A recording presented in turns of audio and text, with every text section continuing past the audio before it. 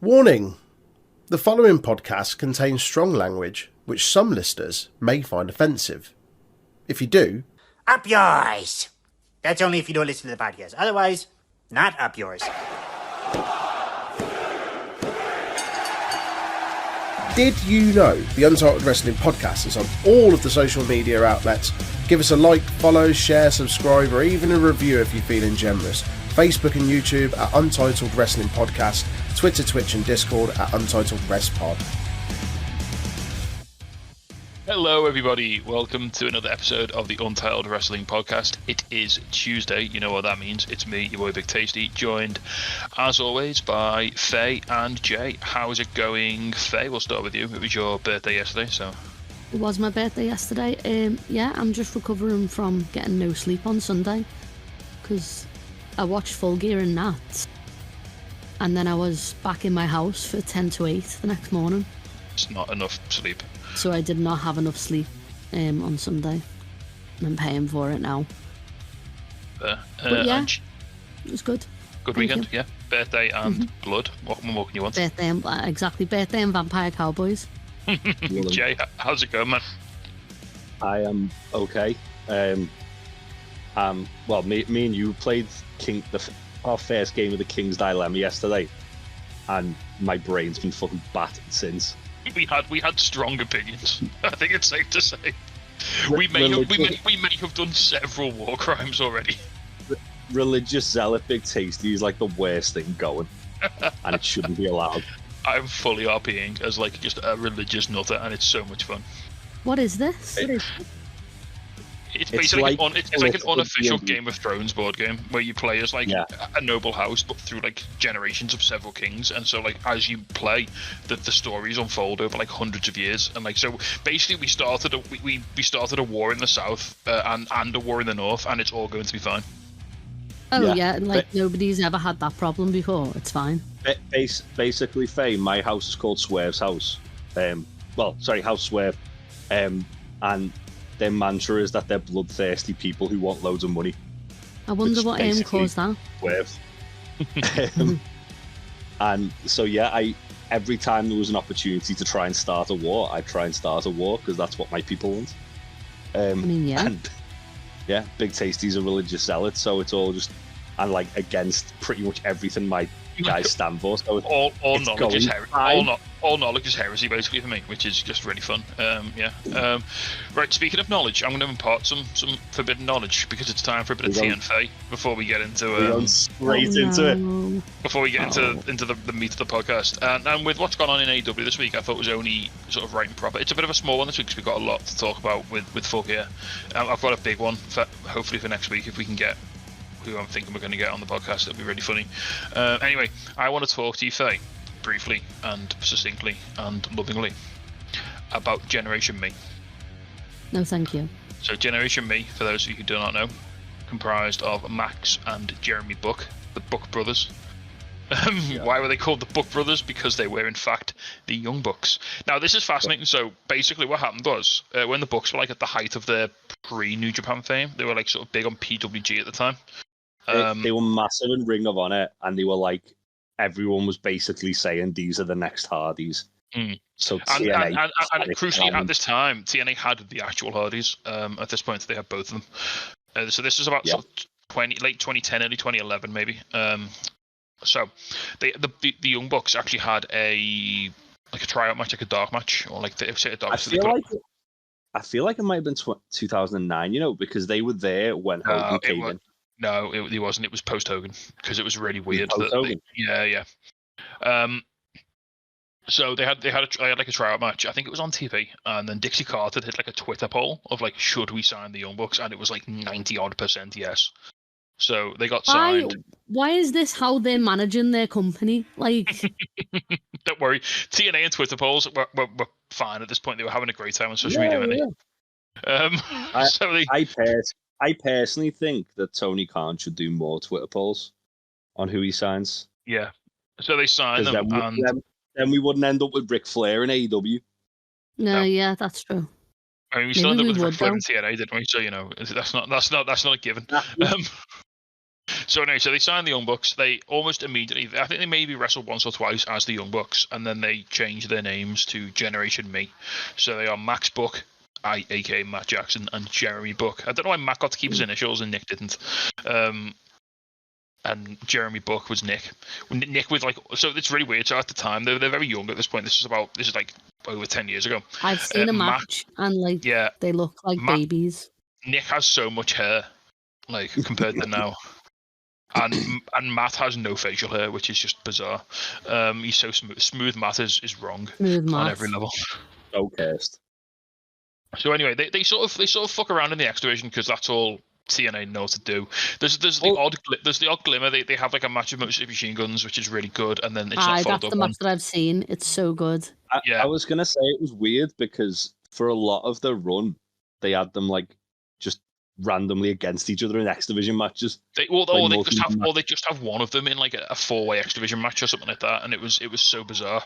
I'm sure Matt spoke about that in the book, and was like talking about how weird it was that they weren't tagging as much. Yeah. So this all happened, and there was a couple of like they got a few chances to shine. The match in some Machine Guns was good. There was supposed to be a triple threat ladder match on the UK tour that I went to, which was going to be the Bucks versus the Machine Guns versus the Hardys in a 6-man ladder match. But someone got injured, and like the whole thing got shunted around, and that match just never happened.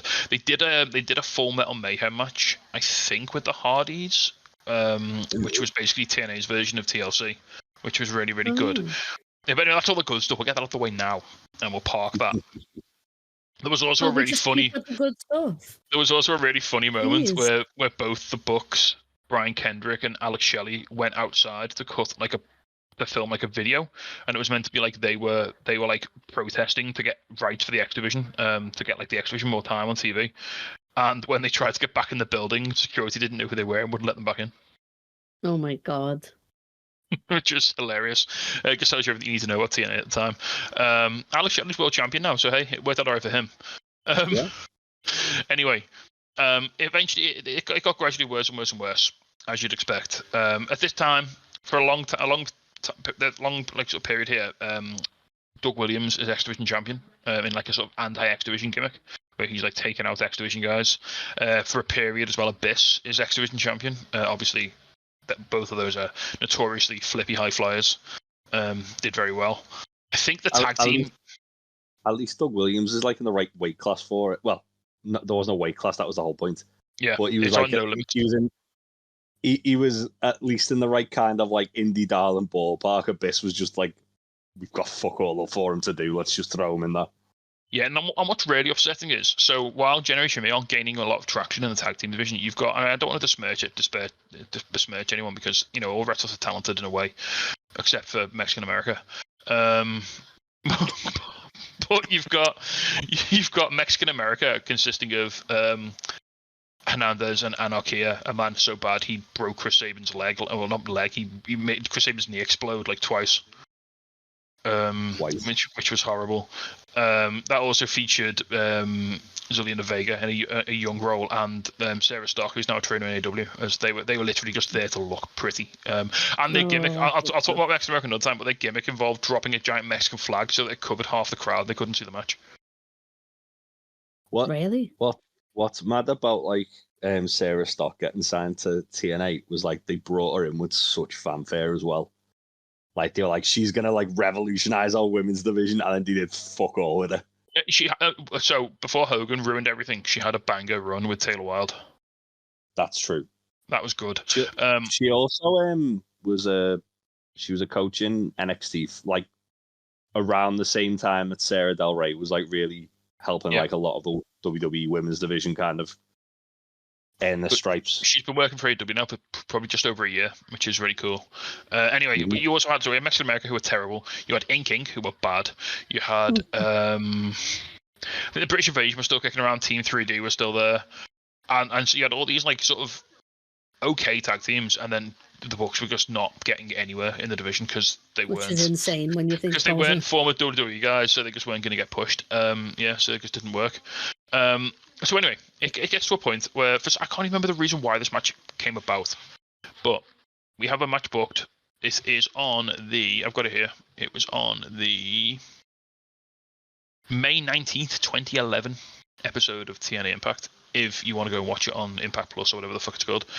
And it was Generation Me, Max and Jeremy Buck, versus Matt Hardy. Okay, yeah, we're doing all right here. And Eric Bischoff.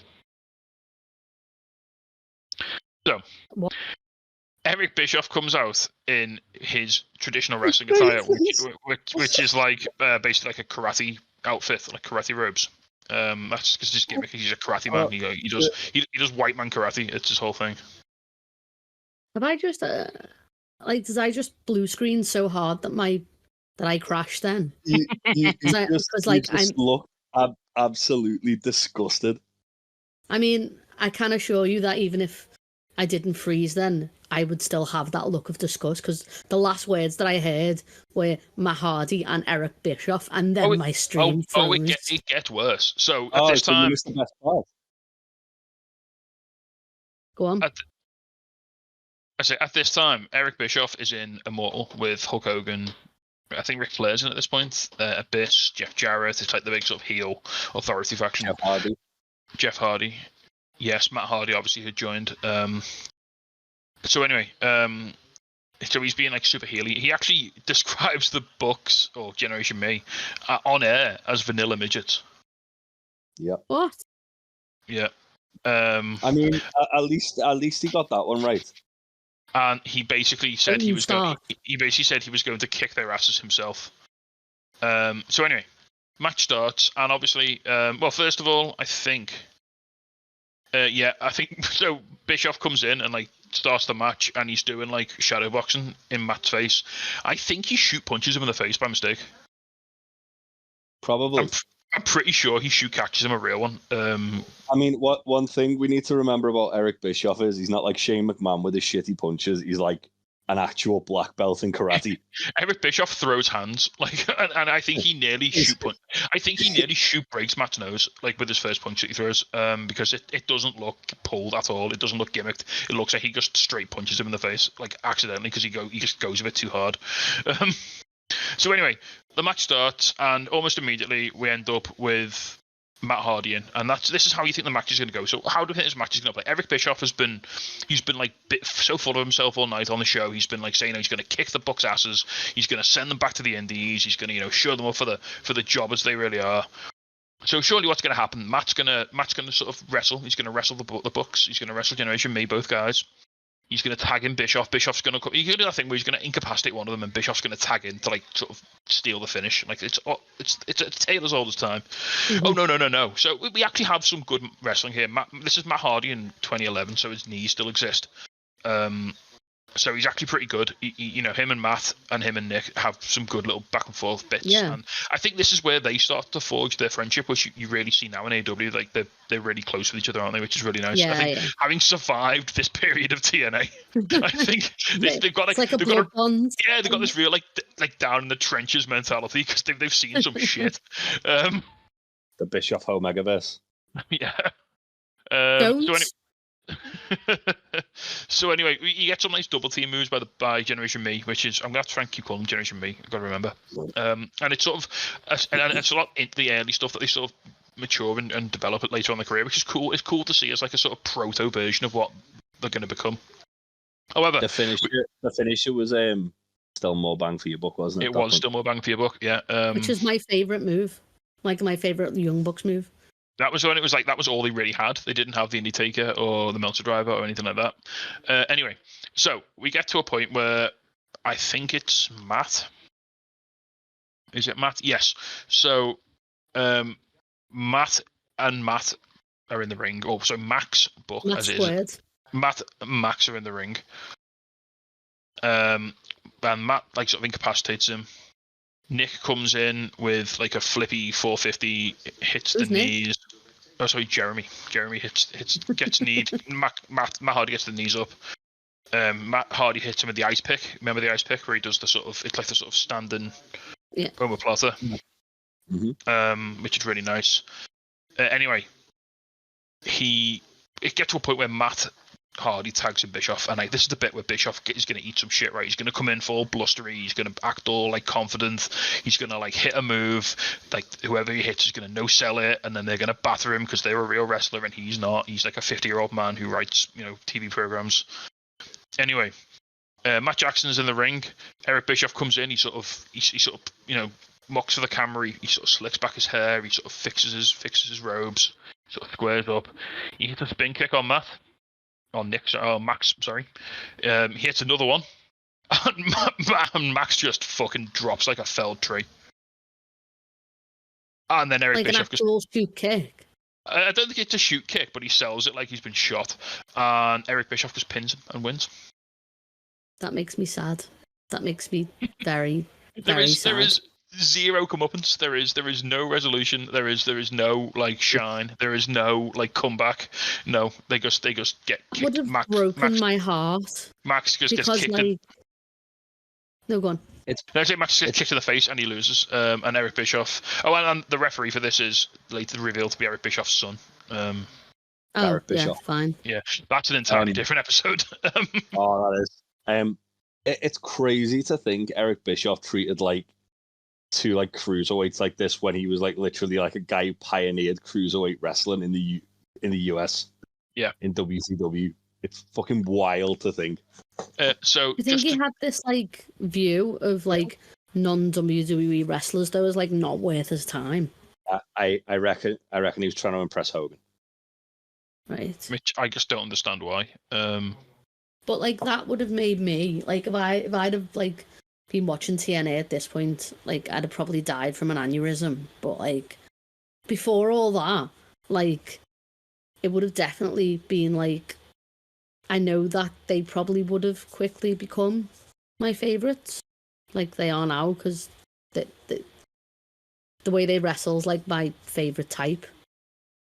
To be fair, I think them eating a load of shit in TNA kind of got them that chip on the shoulder to then go and prove why they made a mistake. So if it wasn't for shit like this, you wouldn't have the Young Bucks that you know now. Yeah, because they went to Japan and toughened up and like went to PWG and ROH and basically like reinvented themselves. And they were acting like they were like big shots because they'd been jobbers in TNA. Basically, what Cardona is doing now, they were doing 10 years ago. Because like it took Super Dragon ages for him to hire them back, didn't it? Yeah, because they fucked them over. Yeah, because no. Not why.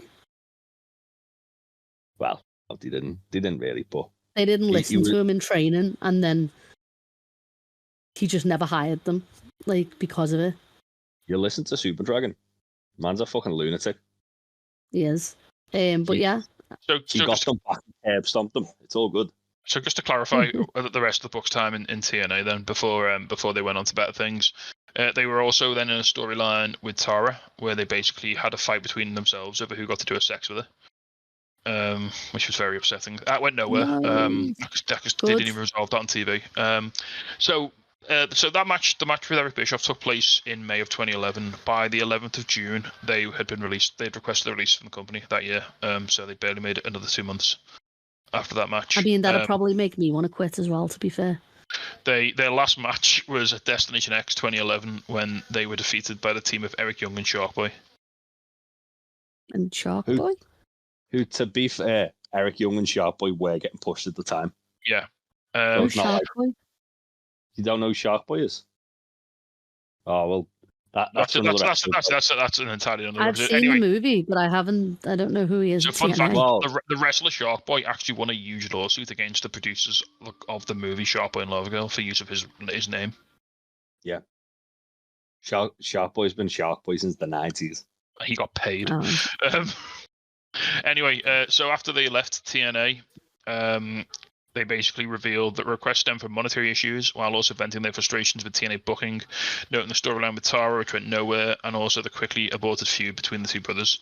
Matt also stated that after leaving TNA, he was almost ready to quit professional wrestling altogether, before him and Nick decided to instead reinvent themselves.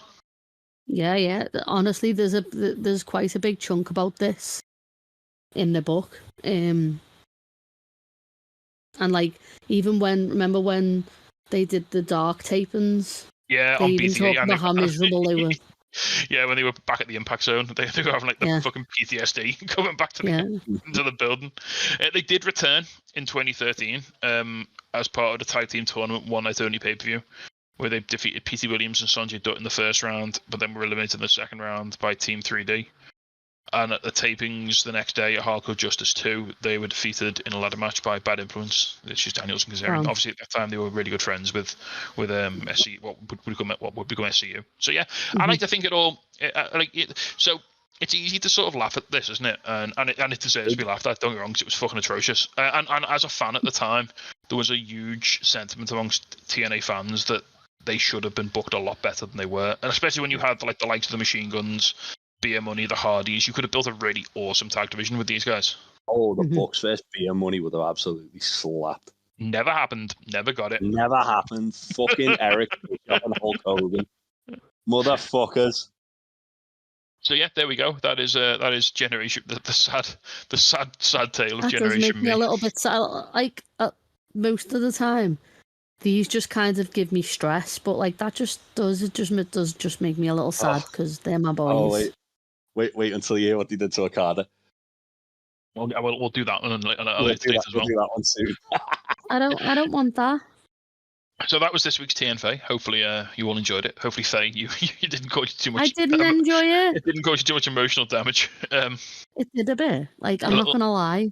It was just a little come down after your birthday. We couldn't have you enjoying yourself too much. Yeah. God damn it. Oh, I've got so many of these. I've got these for weeks. It's great. Oh, no. Anyway, back to we'll go on some wrestling news. So first of all, the biggest news ready to come out today. I think it was Fightful Select dropped it a few hours ago. Juice Robinson is injured. Yeah. Wouldn't have anything to do with that horrific TV that he took. He has a back injury. Apparently, he's having surgery. I was saying to Jay, this is not because he's just spent too much time on all fours, barking like a dog. He's thrown his back up.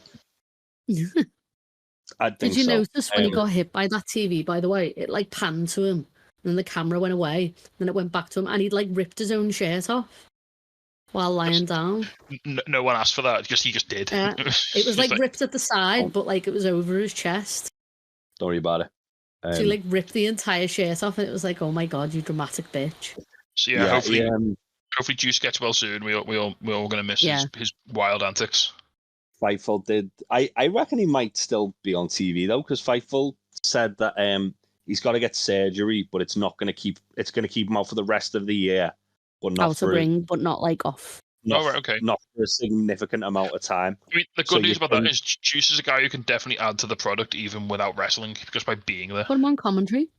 No, I mean, look at we can't take that risk. Quite frankly, we've already had like, you know what Juice on commentary would be? It would be like, you know, when Jericho was like good on commentary, when he was just like angry and screaming at everyone. Yeah, it'd be like that, but like with the volume turned all the way up. You'd have to lower down your computer. So, yeah, I mean, if you look at, obviously, Adam Cole's a good example of someone who's been injured quite a lot and been sort of having like sporadic appearances on TV. Roderick Strong has been neck strong, and he's still being the brave man he is, who's coming down to ring in his wheelchair and then true inspiration, getting out of that chair and wrestling. So there is a lot of people who kind of making appearances while still injured. So I wouldn't be surprised if maybe we got Juice just like not hammering it up, but you know what I mean, like still there while he's just juicing all over everybody on the outside. Yeah, juicing all over all his juices. So speaking of injuries, then another. Well, this wasn't. I don't. This is a long-term thing, but another injury has been reported, and that was that MJF apparently suffered an injury during his match against Jay White. Yeah, a full gear. So apparently, it was when the guns hit his ankle with the chair, and then his knee with the chair. Tasty. Oh yeah, that one. Yeah. No, he basically apparently hurt his hip, and it had to be popped back in after the match. Oh, that sounds sad. He's also said to have slightly banged up his shoulder, although he won't be missing any TV time. Although he won't be in the ring for a few weeks while he heals up. Which is fine. I don't think he needs to wrestle now until Joe at World's End, really, does he? Yeah, until Joe crimes him and then potentially Swerve crimes him. He's all right. So yeah, the a lot of injuries coming out of Full Gear, wasn't there? Well, but not for the match you'd expect. No.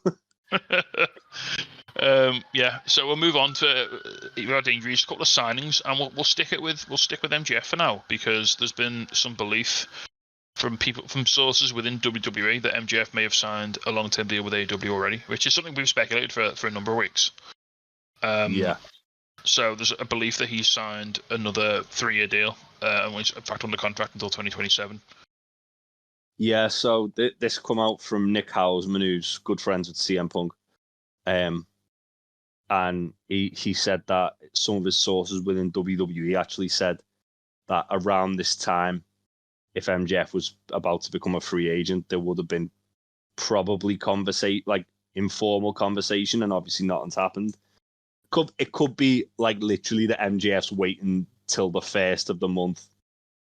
It could be that he's actually re-signed. I think it's more likely that he's re-signed. I think as much of a lunatic as Tony Khan is, he isn't gonna. He's not that much of a lunatic, is he? He isn't gonna keep the belt on a guy who's definitely not going to show up. I think the Adam Cole injury kind of gave this away when MJF said that he'd hold on to the Ring of Honor titles until Adam came back, even though Adam's not back until next year. Yeah, well, Adam.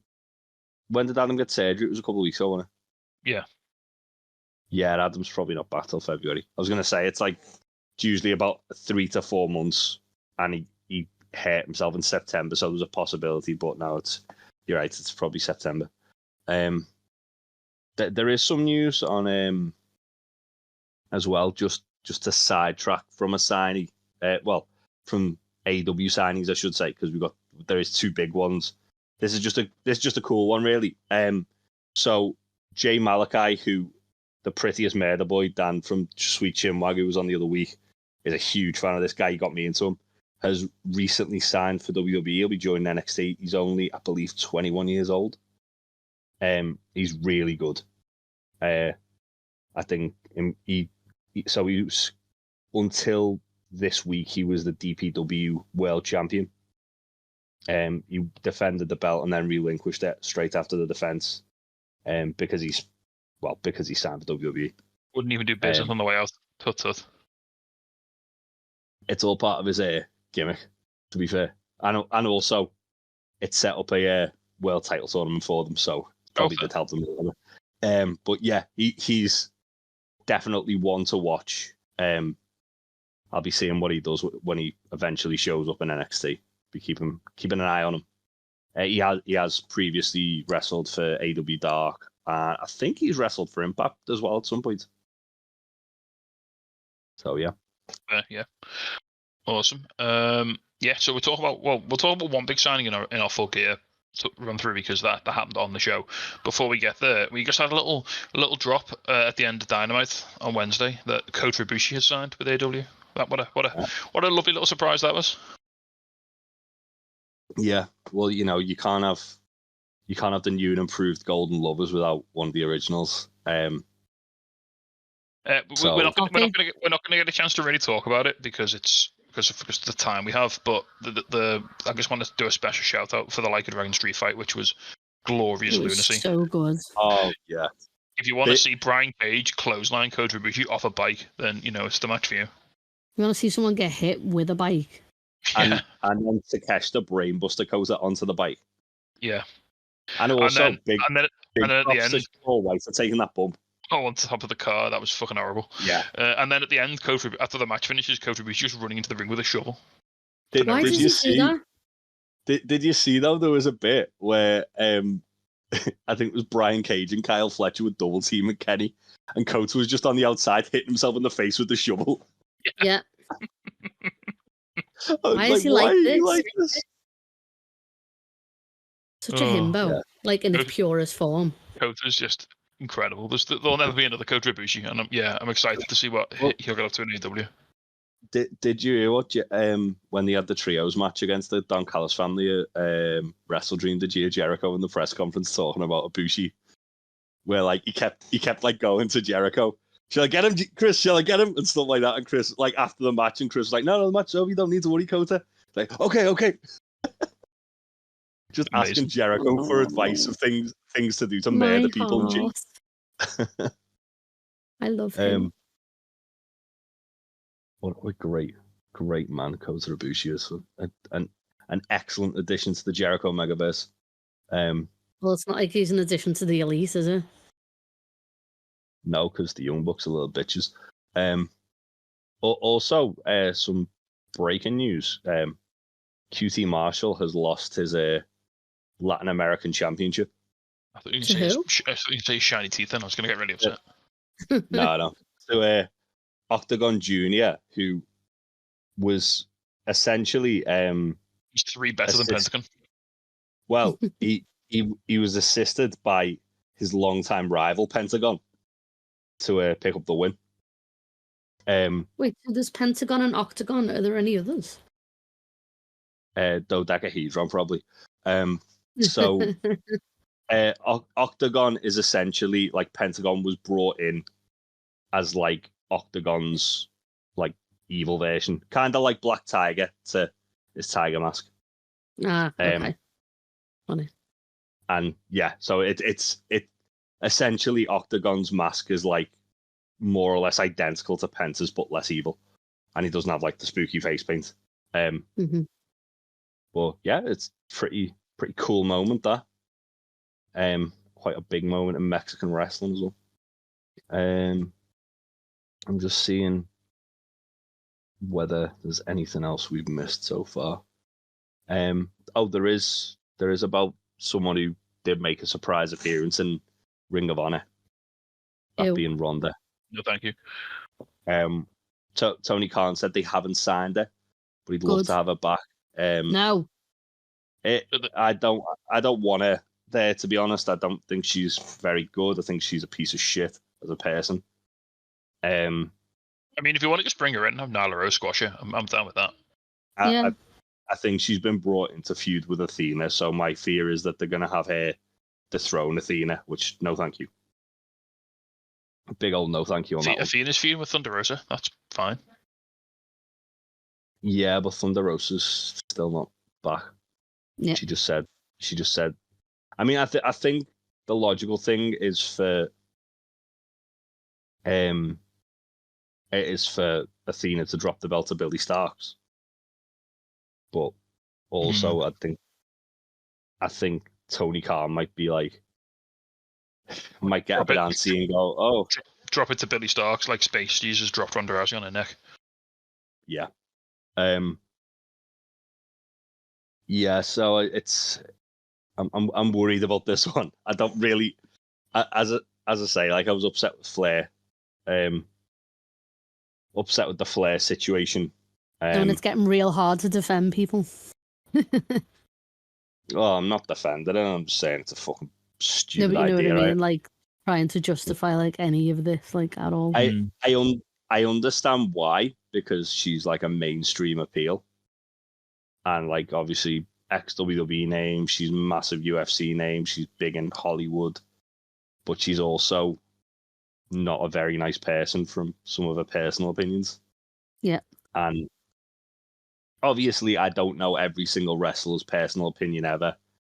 I mean, no, but if you're vocal about it, like, and you've got shitty opinions. Yeah. I mean, some of the shit that she's come out with as well, it's not like it's fucking, it's like, all right, that's a bit of a weird opinion to have, but sure, why not? It's like fucking awful things. Mm-hmm.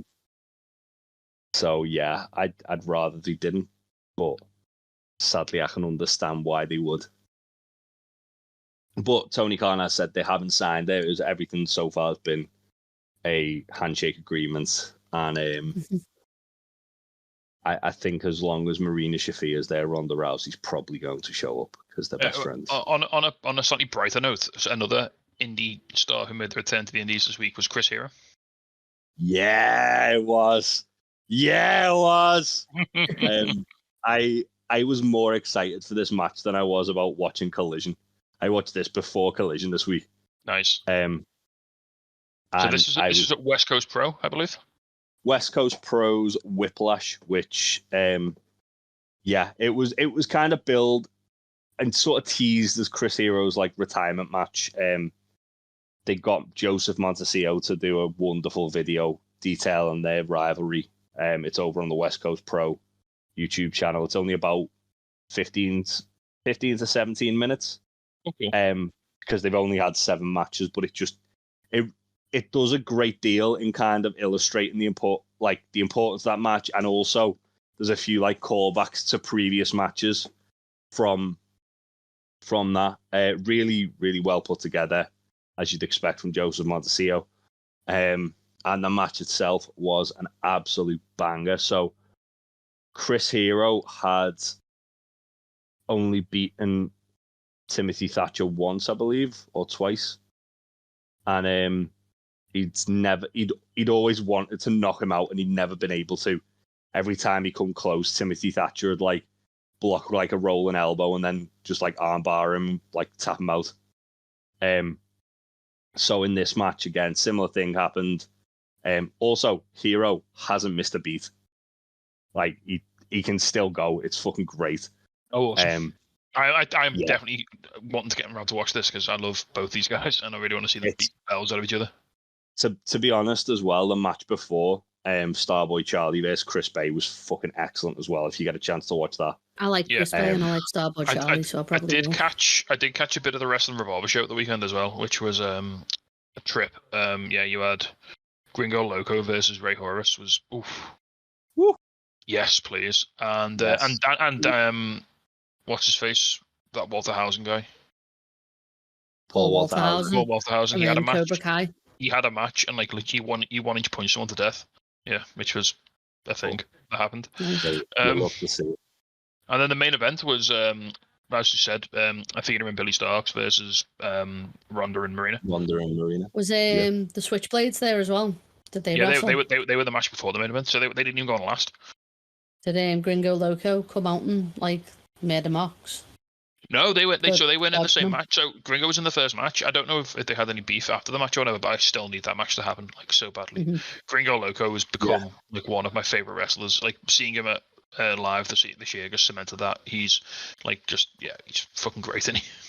Yeah, super nice guy as well. Yeah, signed your hat. He did.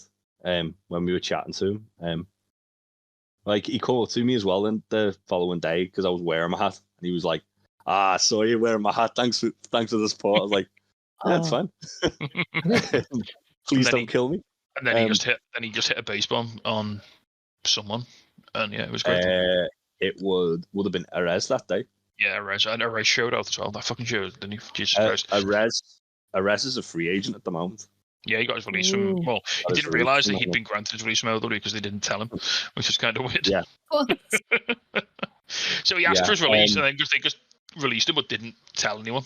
And only when he complained on Twitter, they were like, "Oh yeah, we actually released him like 3 months ago when he asked us. We just didn't tell him for some reason." So. Yeah, Arez and Aramis, who both got signed to a lot of fanfare and then not touched by MLW.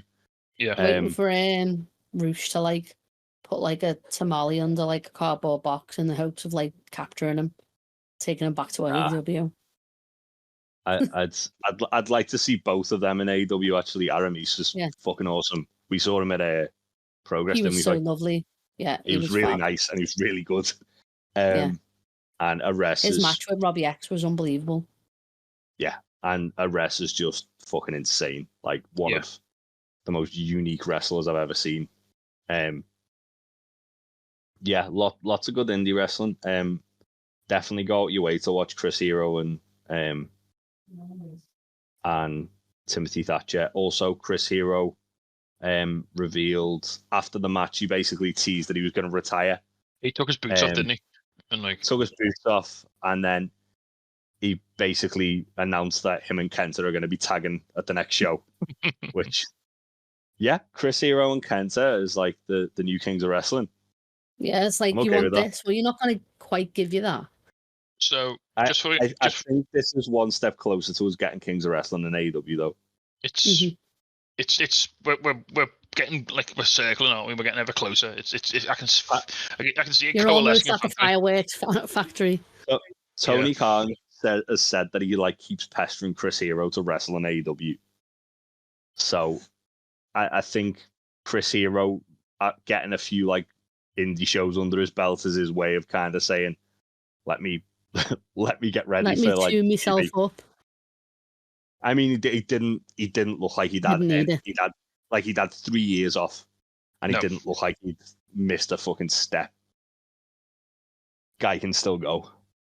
One last thing then before we get on to Full Gear, I just want to shout out something. I don't really do this, but I watched I watched a Parts for Known video yesterday. That was a bit of a special one. So they do if you don't know what Parts for Known is, it's a sort of wrestling sort of entertainment channel. I think is probably the best way to describe it. It's like Wrestle Talks, more entertainment on. So they're not just shitting on things for hot takes, which is much better. They're not doing news or anything. They're just having a bit of fun.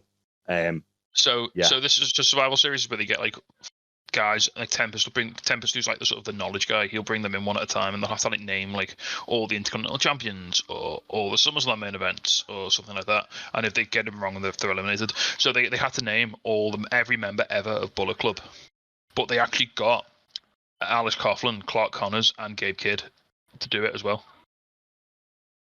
I haven't seen that yet. It's on my list of things to watch. So they just all want to watch them. So they got them just all in, and they had to basically just try. And I think Alice Coughlin did really well. Gabe Kidd did awfully, and then got really shitty. They got really aggressive at Tempest when he told them to leave. I was gonna say I imagine that Alex Coughlin and Clark Connors would do well because they've been around New Japan for that long. Yeah. Mm-hmm. And Gabe Kidd is also there. But it was really entertaining. It was really good fun. Just watching these guys sweating, trying to remember fucking Bone Soldier. Gabe Kidd threatened to punch me at Rev Pro when I told Gado to shut the fuck up. that checks. I can believe that. Yeah, so check that out on the Parts for Known YouTube channel. It's about 15 minutes long, but it was really, really good fun. That actual whole series as well is really good. There's a lot of cool things. I've worked my way through all of them when I've had just a day where I'm just not really doing anything. Yeah, and it's fun to kind of test your wrestling knowledge. They did one where it was name every AEW champion chronologically. But not world champion. No, so you have to go every title change in order. Yeah. Because I was about to say, that's not hard. Yeah. And I did okay on that. They did WWE champion they've done WWE champion twice because they did one where everyone got a second go and Tempest got it with one life and he fucking pissed it. He literally 100%ed it. It was you fucking witch. Yeah, and they've done a few others. It is genuinely very fun though. I would recommend. Right then, without further ado, let us move on to Full Gear. We'll try and get through this as quickly as possible. There's just a few big things we need to talk about a lot, and then some things we can probably go a little bit later on. Yeah. I didn't see the pre-show because I was working until 1:45. I didn't see the pre-show until the following day. If that's any consolation, Tasty. So, I mean, nothing there surprises me. So Eddie Kingston beat Jay Lethal. Claudio beat Buddy. I bet that was pretty good, actually. It was. And then I'd say Claudio and Buddy and Eddie Kingston and Jay Lethal are both fun matches. Yeah. Then we had MJF and Samoa Joe versus the Guns. And I know this then spun into ramifications for the main show. So do you want to talk us through this, you two? Yeah. I mean, it was a pretty routine title defense for MJF. There was a cool little bit where they did stereo muscle busters on the Ass Boys. Yeah, that was fun. And MJF kept going for the muscle buster, and Joe just looked fucking done with him already. Yeah. And yeah, then Joe basically held up his end of the bargain, helped MJF retain.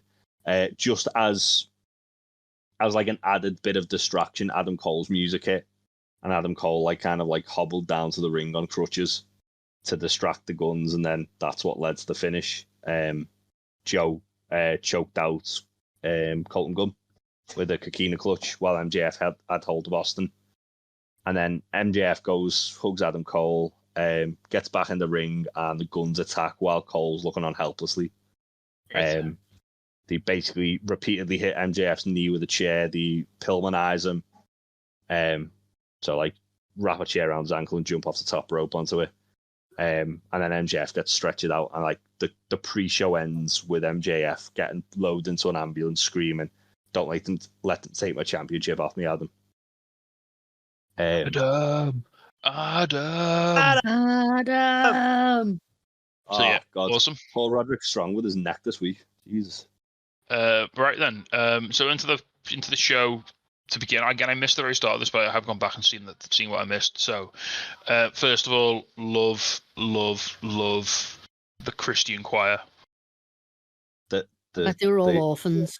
I was going to say the Los Angeles Orphanage Choir.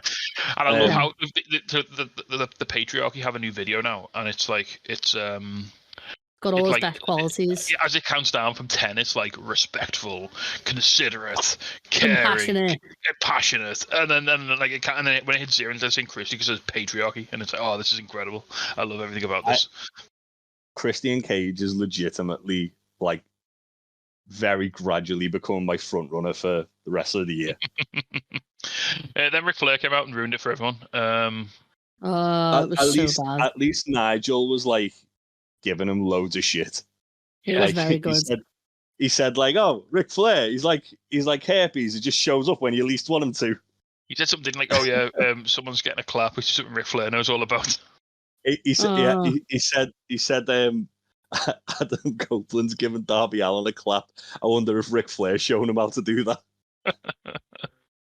Nigel was unhinged like for this entire pay-per-view, to be honest. Nigel's a fucking menace and he needs to be stopped.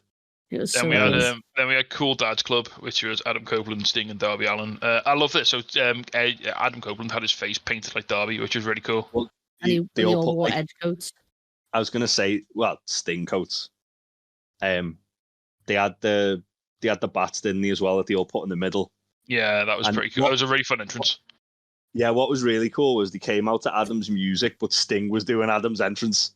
Yeah. Like, he was proper excited. It was like, oh, cool. That's the thing, though. Like, that's what's really cool about the whole, like, putting Adam Copeland and Sting together is that they never cross paths ever in their career. Yeah. So this is like a fucking bucket list thing you never thought you'd get to see, and here it is. Just considering like the overlap of these two guys in AW is like 4 months. Like, what a fucking treat this is that we get to see it. Yeah. So this match, the majority of this match was basically just Darby and Nick Wayne going, well, we're the only two guys in here who can really bump properly, so let's just do all of it. Well, Luchasaurus. And to be fair, Adam Copeland still looks great. That didn't stop Nick and Darby from doing all the bumping. Yeah, that's true. Darby took that grotty bump on the outside from Luchasaurus, where he got choke slammed. It's Darby's new thing now that he just goes into the announce table every match. You know, is that he like when he did it against FTR? I was like, you know what, I really enjoyed that. I want to do it again. You know what was funny is that Nigel was getting progressively angry the more people that were going through this table. Yeah, like he looked so annoyed that he had to keep getting up. You know, yeah, there was a I can't remember what match it was. I think it might have been this one actually, where he got the coffee poured on him. It was headset, his headset got broke, and he was just sat off to one side, like fuming in his chair. Well, it looked like on the second one after that, he must have spilt his coffee or something because he just looked like fuming, like holding his coffee cup. Yeah, I mean that's a rookie mistake putting a coffee on the announce table. But yeah, the match ended with I think it was Luchasaurus set all the finishes in the end, didn't he? Yeah. Yeah. Christian just got off. Yeah, Christian just did a legger. He just had enough. And Nick Wayne got murdered on the outside. Christian ran, and so when Christian ran away, like Nigel was like stood up. He's like, "Oh no, I'm keeping that. I think Christian might be coming back." And he was just gone. When he was going, he's going to Kareem Abdul-Jabbar's basketball court. And when they were all giving Stinger standing ovation at the end, and Excalibur went, Nigel, what are you doing standing up? He's like, I'm just looking for Christy, and I think he might be on his way back. Nigel's fucking outstanding. But yeah, it was quite emotional about the end. It was Sting's last match in California, which was and his son was at ringside. Yeah, who is gigantic. His son's a fucking unit. Why did he never wrestle? Sean Ross Sapp said that. Like 6'3" and 275 pounds. He played tight end at college. Well, big lad. I mean, huge boy. How old is he? He must be in his 30s or 40s. If Sting's like in his 60s. Yeah, that's true. I reckon early 30s. Looking at him, he probably got five. He could do a DDP. He could get in. Like, get in late. Do 10 years. Yeah. Batista. Yeah. I did like as well Christian Cage standing up for women's rights and low blowing Ric Flair repeatedly. Yeah, that was great. Smacking Ric Flair right in his problematic penis. No more helicopters. And I think he genuinely got like 2 kicks as well. He looked like he was in so much pain. Did you see? I think that's like to get to bend his knees. I think that was. Did you see the way they wrote off Christian from WWE TV though? Yeah, no. Which was Ric Flair low blowed him. So I reckon he might have like got a little bit too much on that low blow to Christian. And Christian's just been sitting on that for 2.5 years. Like that. Put a little bit too much sauce on that one. Yeah. Right, next up then, we had a match that I wasn't ready for being this early in the show, which was Orange Cassidy versus Jon Moxley. Yeah, well, just before this, they did have a little bit more of this ongoing angle with MJF, which was Tony Schiavone came out. He was essentially about to vacate the championship on behalf of MJF. Jay White came out to the wrong music, and he was really angry about that because he came out to the it was the Guns music, wasn't it? Yeah. Yeah, and he was like screaming, going, "This isn't my music!" Angry Kiwi noses. And then Adam Cole came out and said he'd defend it on the behalf of MJF, and Jay White was like ecstatic by this. It was he looked made up, didn't he? Yeah, he's an absolute little shit. And he was like, "See these pants? I wore these last time I beat you." Yeah, you can't remember that though, can you, Adam? Yeah, when he concussed him. Yeah. I mean, that was Okada, not him. Not Jay. Yeah, Jay White protected them, just pinned them, told Okada to get out the fucking ring. But yeah, then we got the ritual sacrifice of Orange Cassidy. Yeah. Well, so this has been like one of my favorite stories like of the entire year. Like Orange Cassidy's sort of high road to damnation, like through like the burden of carrying the international title, his sort of desecration at the hands of Jon Moxley, and then the weird sort of curse scenario that sort of occurred after that sort of weirdly led the title back to Orange Cassidy as Moxley and then Phoenix both got injured. And then like Orange, to his credit, he's like managed to spin this really well. Like there was a really cool like set of promos, wasn't there, leading up to this match, where Cassidy was like, "It just doesn't feel the same. Like it doesn't feel right. I need to beat Moxley for it to be proper." Yeah, and it's like, oh yeah, this is like the best. I mean, it came out of an unfortunate situation, like 2 guys getting hurt, but this was like the best way they could have spun this, I thought. This match was incredible. Like I didn't quite hit the emotional highs for me as the first one, which literally like scarred my soul.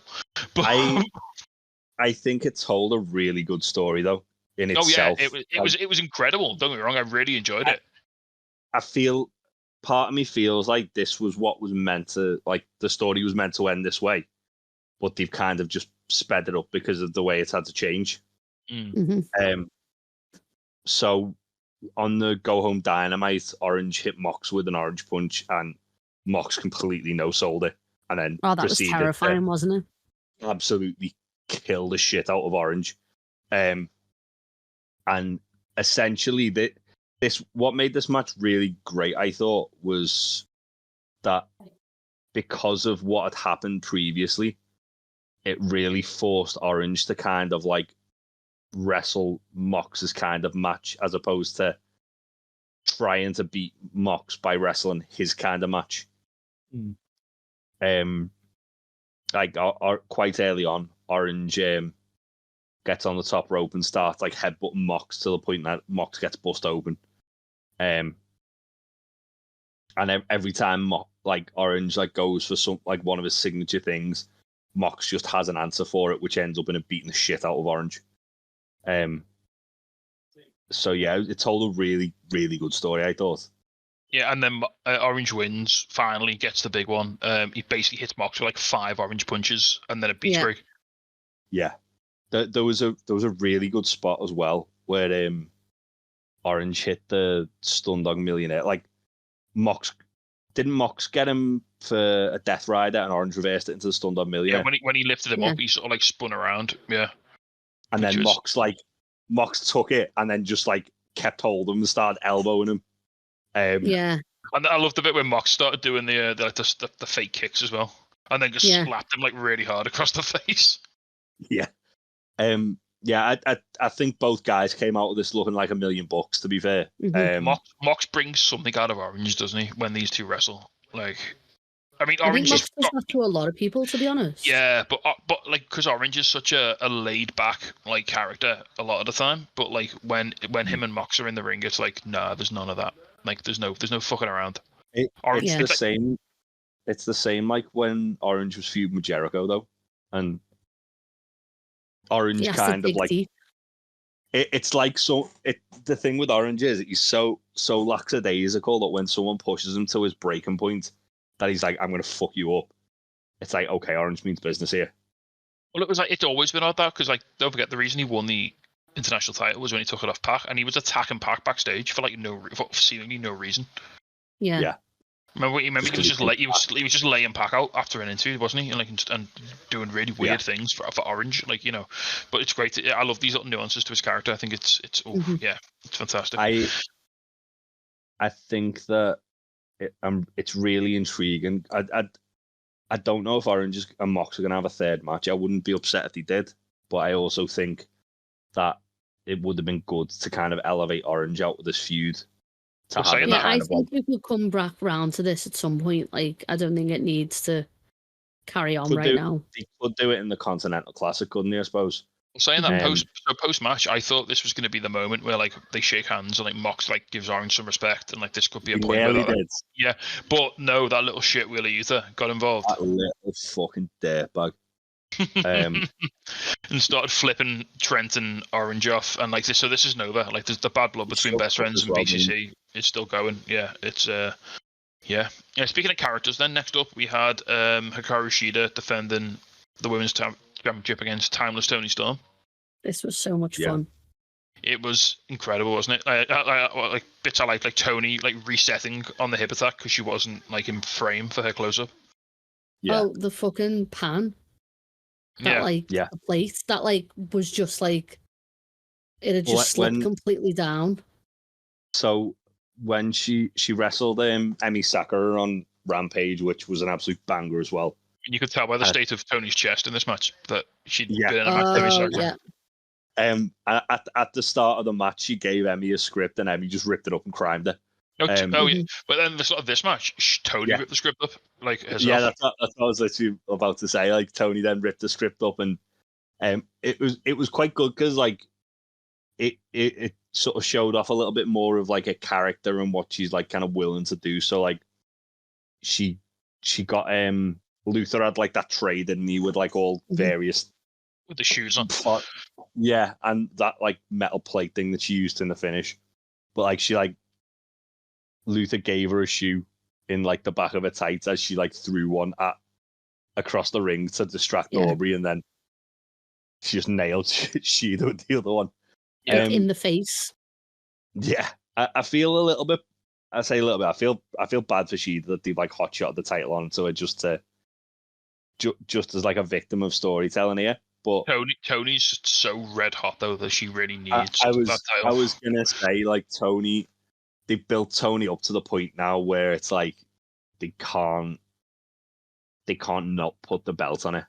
Yeah, I think in hindsight it was maybe they could like because she's over as a face as well. So even though she's being a heel, so they could have actually got away with it doing this to Saraya, I think. Yeah. But then I'm glad that Shida gets to be 3-time champion. So that's fun. Yeah, that's true. I suppose it's nice for Shida that she's the first 3-time champion before Tony then did the same thing like a month later. But no, these two have tremendous chemistry as well. And I think Shida had some great matches in between as well. Yeah, and don't forget it was Tony losing to Shida that set her off down this path. Yeah, that's very true. After the match, Mariah May came out to celebrate with Tony and Luther as well. She literally give her flowers. Give her flowers, brought the flowers out. I'm sure this is going to be absolutely fine. Yeah, I'm sure Mariah's not going to eventually do a betray on Tony. Not even at all.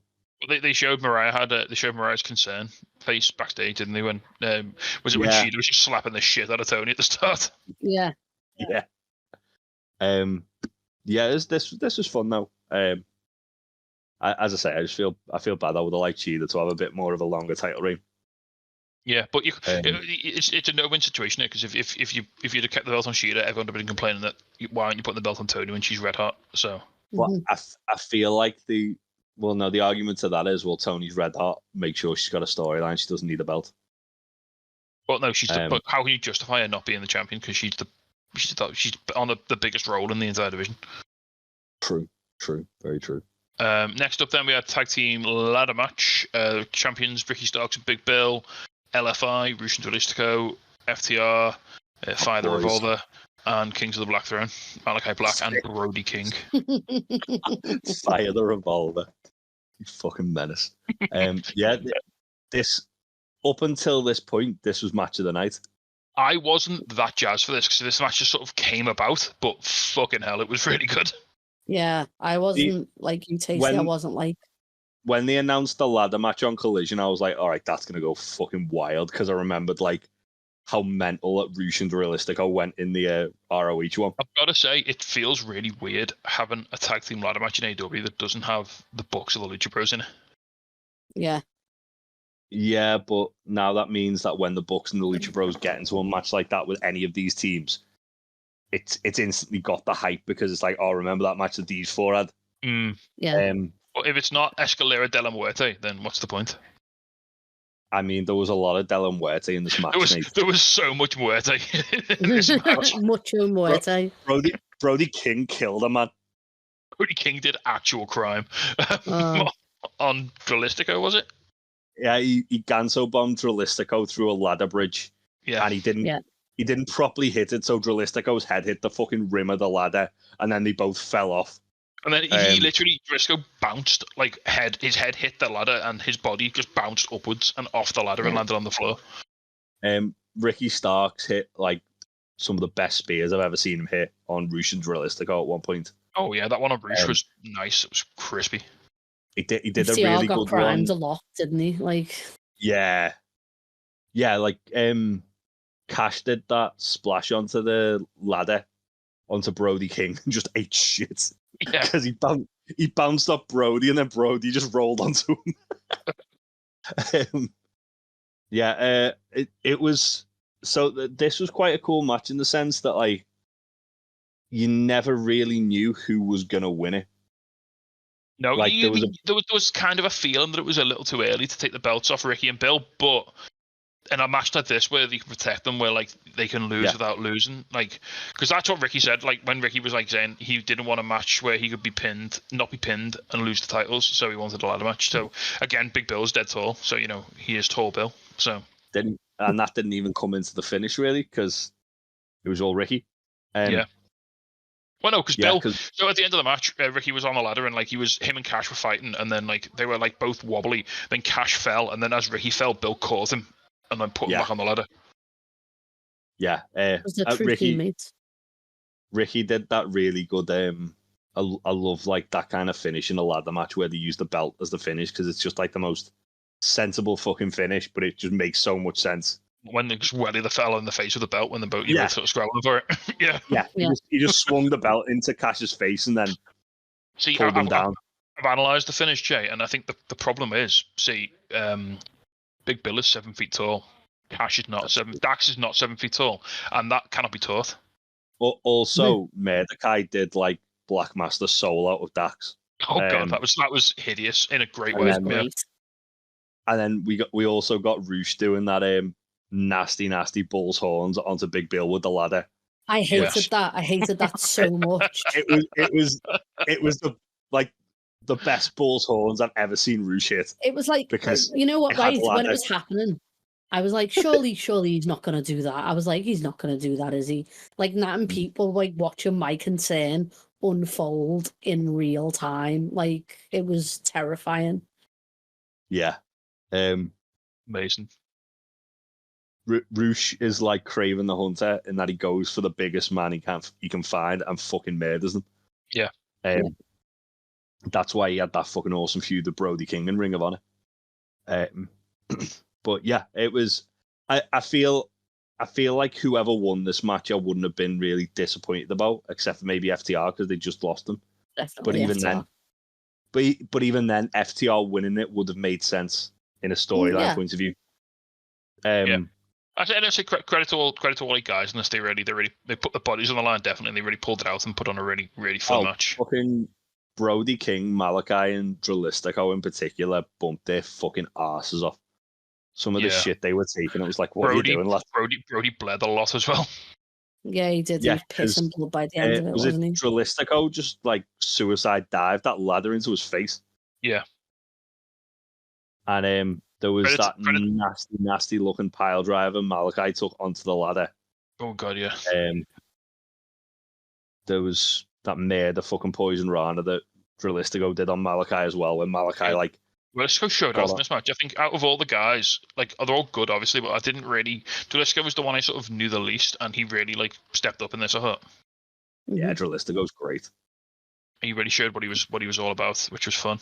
Right, moving on then to, I think this is a sleeper pick. Like, this was a low key banger. This was. I mean, I knew it's a great match. I knew it was going to be good, but fuck me, this match really surprised me with how good it was. So this was Julia Hart, Chris Statlander, Sky Blue. First of all, Sky Blue's got new music. It's all spooky. Very fun. Good. Nat gave her the nickname of Scooby Blue, and I absolutely love it. Julia Hart looked like a badass, and Chris Statlander came out in dodgeball inspired like jacket and gear, which was the awesome. Globo Gym, serpents. Yeah. Or the Cobras, was it? Cobra, yeah, the Cobras or something like that. Whatever it is, it's Ben Stiller's. She's gone full Stiller basically, hasn't she? With the last two sort of. That was like, I can't wait for her to dress up as the security guard from Night at the Museum, and for Chuck and Orange to dress up as Chuck and Trent to dress up as the cowboy and the Centurion. Yes, please. But yeah, this match was phenomenal. Everyone just hit all this shit. Like, I think Statlander really showed her worth in this match. Is like, she was like the ring general, sort of like doing a lot of the sort of the heavy lifting, literally by picking people up. But no, she was like sort of anchoring the match really well. Obviously Julia and Sky, much younger, not as experienced, but both very good in very different ways. Sky did a lot of Sky's moves that sometimes look a little iffy, looked crisp as fuck in this match. Yeah, it was so smooth, wasn't it? The entire thing. Yeah, and then they I think they got the sort of the rhythm of a triple threat like down pat as well. Like, nothing looked awkward. Like, every time there was a near fall, someone was in to break it up, and it felt really natural. It never felt like, someone was just stolen to let someone get in position or anything like that. I think that they got the pace of the match really well and the flow, and it was just really easy to watch. It was really entertaining. And Julia Hart won, and we got a new champion, youngest ever AEW champion, Julia Hart. That made me so happy. Yeah, I've, as I said to you, Tasty, when we were watching Wrestle Dream, I felt like that was when Julia should have won it. So I'm kind of glad that they've course corrected on it. Yeah, you say that, but I liked the initial sort of extension of the storyline to bring Sky Blue into it. I think it's elevated her really well. Yeah, it has. Yeah, that's the positive of it, that they've like done a lot to elevate Sky Blue. There was that really interesting moment in this match where Sky Blue offered a handshake to Julia, and then Julia turned on Sky. Like, so Like, what's going on there? Like, we still don't know what's going on with them two, with Willow in the mix as well. Like, where the Statlander end up and all this. Like, it's what we've never really had before. Is a really interesting scene now around the TBS Championship. I was gonna say it kind of, if they wanted to move Statlander away from the TBS Championship for a bit, now she's got a ready-made feud with Sky. Yeah. And again, that's one thing we've been calling for, is more non-title stuff for women to do. Yeah, without a title involved. Yeah. Interestingly as well, Statlander not pinned. It was Julia pinning Sky for the win. So Statlander has a complaint that she did not lose her title legitimately by pinfall. Because she wasn't involved in the finish. Next up, She was involved in the finish. Well, she hit her finisher and then Julia kicked the fucking head off. Julia fucking murdered her. Yeah. But yeah, it was great. Next up then, I mean, well, what can you say? Before this, we did get the announcement of AEW's newest signing. Oh yeah, we did. Sorry, yeah. Before I mean, this was too much good stuff in like a 30-minute window. Tony Schiavone's out in the ring. They announced the newest blockbuster signing. I mean, it had kind of been reported, hadn't it? Andrew Zarian had it a day or so before. As I said, like, the internet loved fucking shitting on things like this, don't they? Where it was like, AEW have announced a major signing who's already wrestled for them 12 times. Yeah, but he hasn't signed for them, dickheads. Yeah, this is full time. So it's Will Ospreay basically. He comes out to Elevated, which was fucking cool, nice little touch. Yeah, it was. Like that. Bruv. Yeah. He was very babyface in this, considering he's still part of the Don Callis family. Yeah, there's no way he cannot be a face when he eventually debuts in AEW. So Faye, are you prepared for the fact that you might watch his last match in New Japan, like as a New Japan member of the New Japan roster? Oh yeah. David Finlay is also there. David Finlay's totally winning that match. I can't believe that I'm flying all the way to Japan to probably see Braniel lose. And Knox. He's going to break Okada's arm before Okada fucks off to WWE. It's fine. Wait, what? So,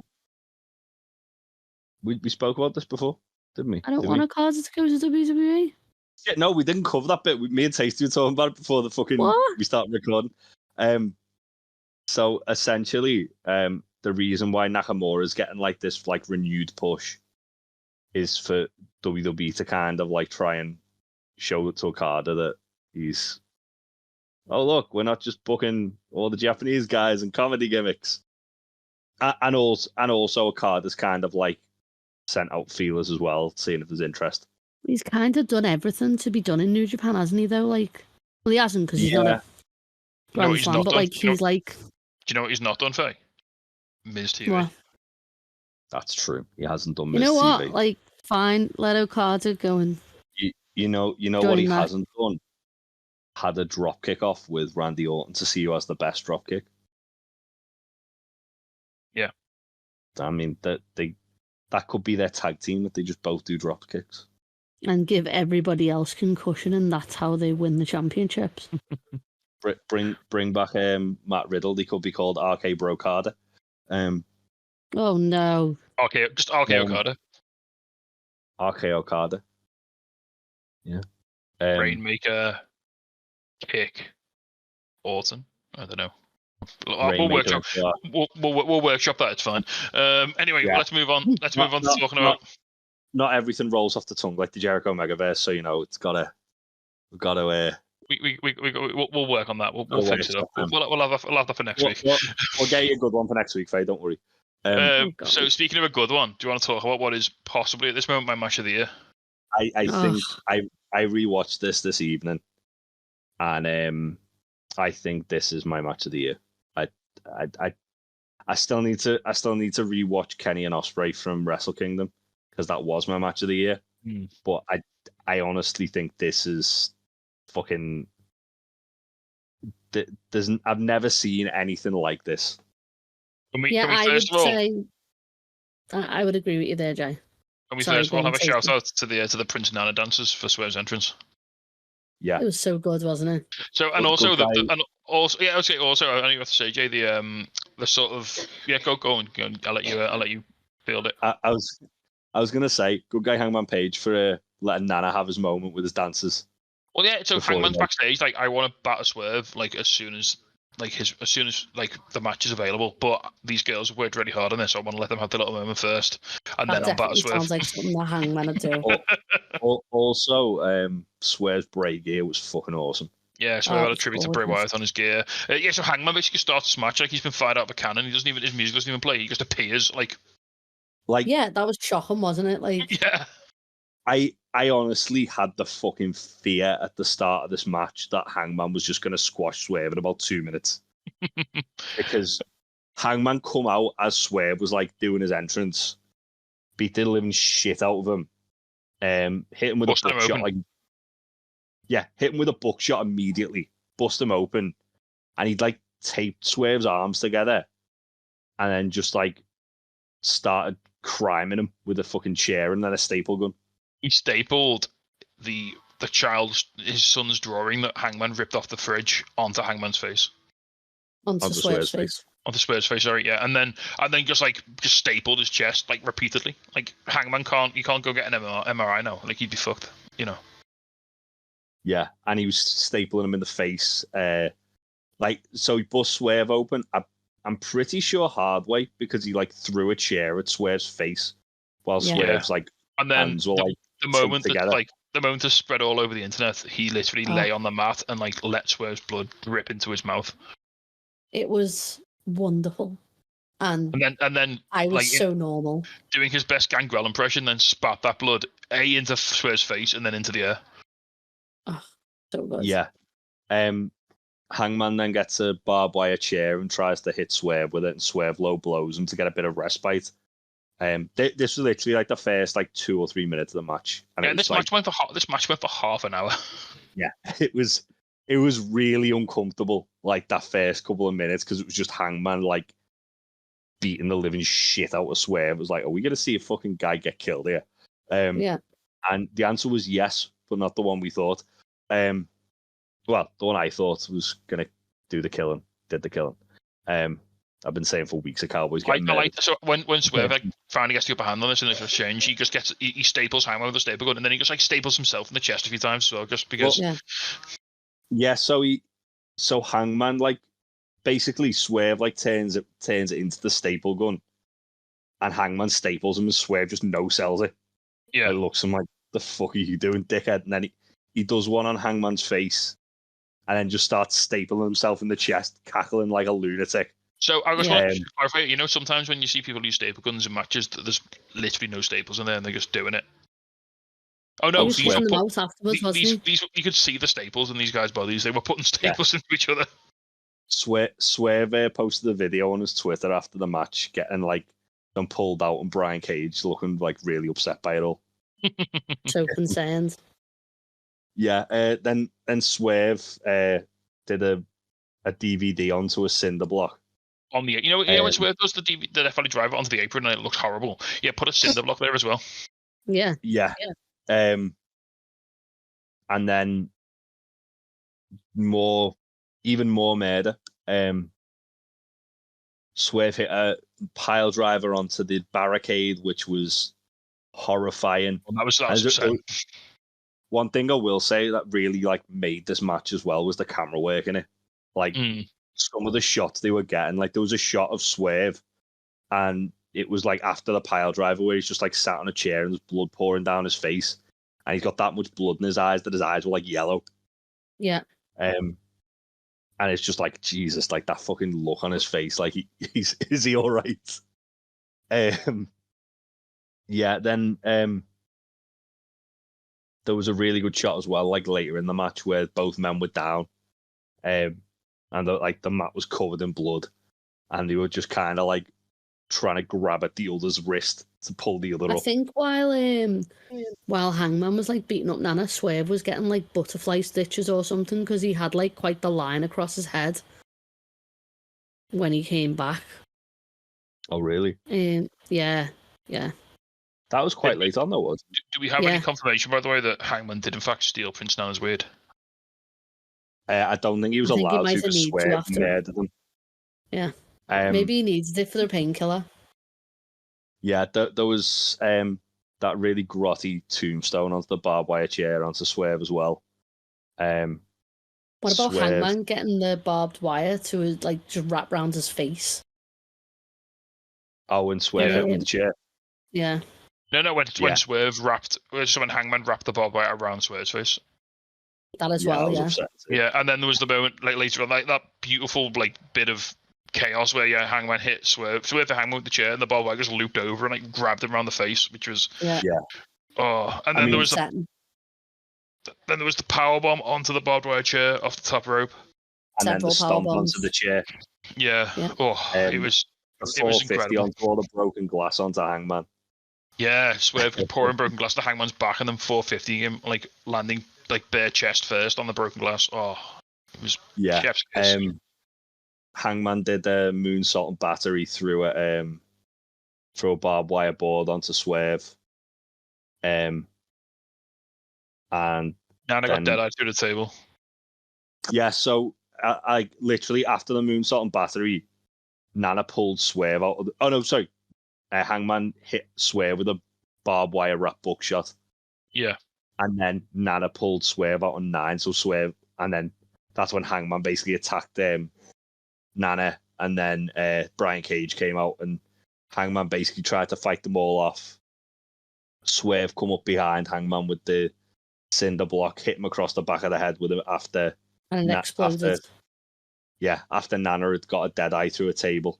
Even Doubt just hit someone with a brick. It's like we've discussed this. Yeah. It's fine. And then it's not fine. And then Swerve wrapped a steel chain around Hangman's neck and hung him over the ring post. And there was a really good shot as well of Swerve like looking like a fucking demon with blood pouring down his face and just like pure rage screaming in Hangman's ear as he was hanging him. As Hangman just goes limp. Like, yeah. This was absolutely incredible. Then Swerve just drops Hangman's like limp body, and like the ref counts to 10, and it's over. Hangman almost got up at 9 as well, which makes it even more heartbreaking.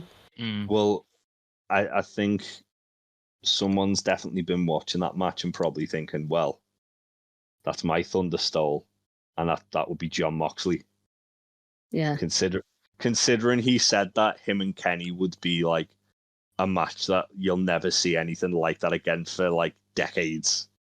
And then Swerve and Hangman went, hold my beer. I can imagine Mox in the back just like, let me out there. Let me go out there. Yeah, this is my match, right? I'm booked on this match, right? I mean, we've had Swerve and Hangman in the Texas Death. We've had Mox and Hangman in the Texas Death.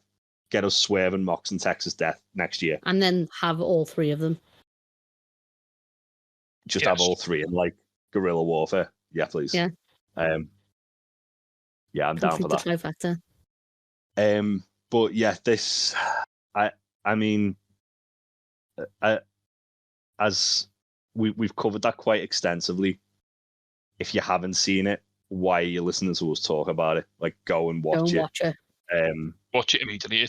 It's pause the podcast right now. We'll wait. You have our permission. It's fine. It's fine. We said it's okay. Definitely top 10 AEW matches of all time for sure. It's definitely in there.